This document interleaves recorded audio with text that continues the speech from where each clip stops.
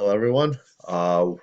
We are beginning mini unit 13 today, which means we have, for this one, 2 more units left, and you'll be done your study of world history, perhaps ever. I don't know. I don't know. Anyway, on to mini unit 13 here, decolonization.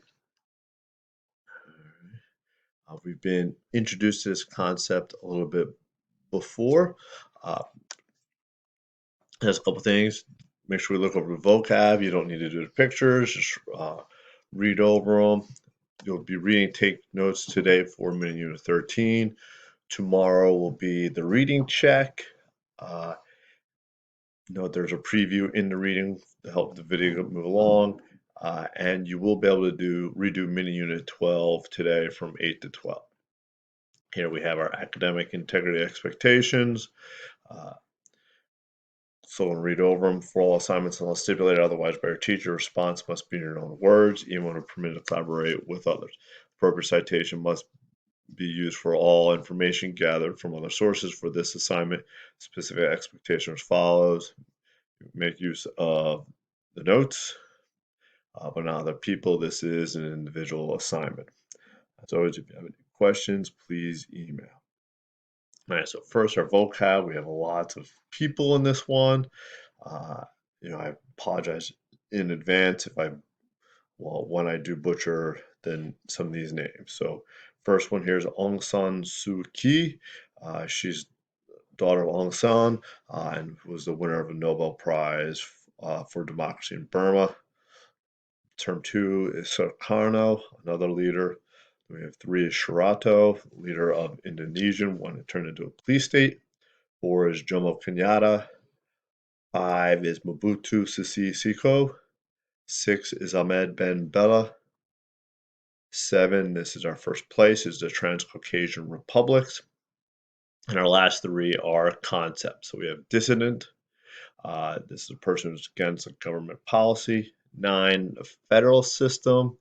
And 10, martial law. All right, so now on to our preview for the reading. So again, mini unit 13, decolonization. As you're reading it, it will help to think of a couple things. One, where have we heard, what do we think this term decolonization really means? We talked a little bit about it in our post-World War II unit, where we saw places like India gain its independence.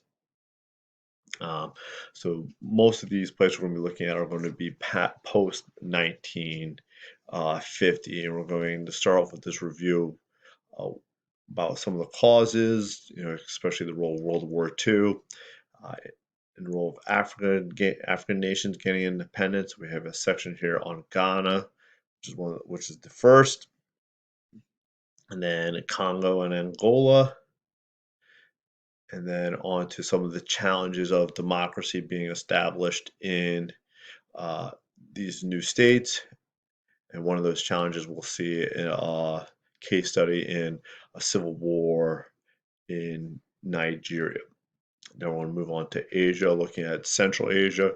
Got to keep in mind that, the Cold War is going to be overlapping many of these stories, so it's important to keep it mind, especially when it comes to Central Asia. Then we'll be looking at how British colonies in Southeast Asia, such as Burma, gained its independence. And then lastly, how Indonesia gains its independence from the Dutch. And you can see that is it. This is one of our shortest readings of the year. Also remember to make sure that you have till Friday to hand in your Cold War wrap-up questions. So make sure, whichever one you are, 1 through 7, that is completed for Friday. All right, that is all, and take care.